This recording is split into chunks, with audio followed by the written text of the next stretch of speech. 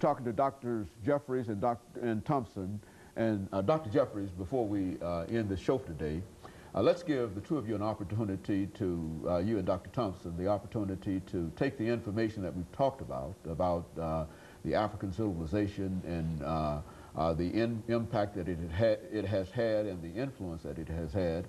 How do you get this information down to a lower level?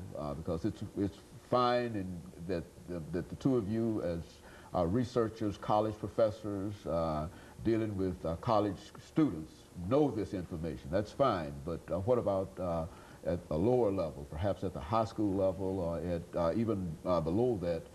How can this information be disseminated to a wider audience? I think that's one of the great challenges that we face. How to get this enormous explosion of information about African peoples that reverses this whole negative information flow that was institutionalized for so many years. How do we get this information down into our families and into our institutions and organizations where it will have an impact? And that's one of the themes of our conference this weekend, to be able to put it in the hands of the youngest of our peoples who are being educated.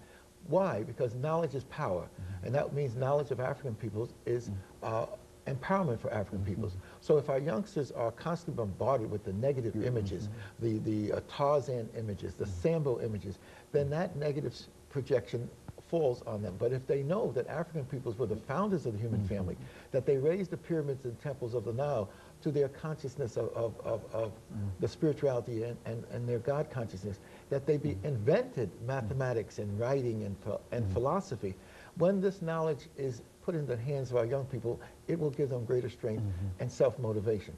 I was at an affair in the Black History Month where they had a school in which the preschool through grade 8 put on a program on history.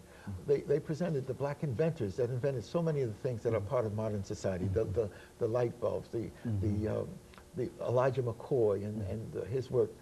And the other classes presented, for example, the Massachusetts 54, the fight of black people in the Civil War for their own freedom, etc. So that I saw that this can be done if properly taught, properly trained instructors are available. It can be taught to our people at every grade level. I saw the preschool, I saw the first, second, third grade, the 8th grade actually implement a curriculum of this enormous truth of African world studies. Dr. Thompson, coming from Chicago and certainly with a large African-American community there, what are you doing in that great city to sort of disseminate this information throughout? Well, on 2 occasions we actually worked with Chicago Public Schools in creating a curriculum guide for the schools. And that was done through the public school system.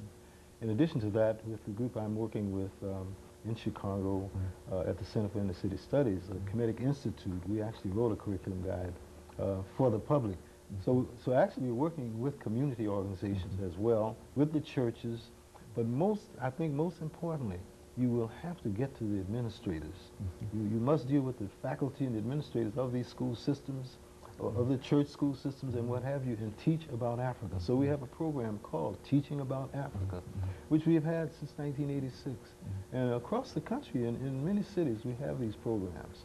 But the thing about being a member of the Association for the Study of Classical African Civilization, we have these regions. So therefore, wherever you go, the West, the East, the Midwest, or the South, we have communication with each other, and we're working with schools and actually bringing forth all of this information about Africa. The other thing is we cannot leave out the large, growing African communities coming from Nigeria, Ghana, Ethiopia, Eritrea, and all those places, South Africa, Zimbabwe, in Chicago, in Illinois, in Michigan, in New York, and what have you. Here in so now linking up with these organizations, these groups, I would consider to be most important. Very good. And of course, I think that in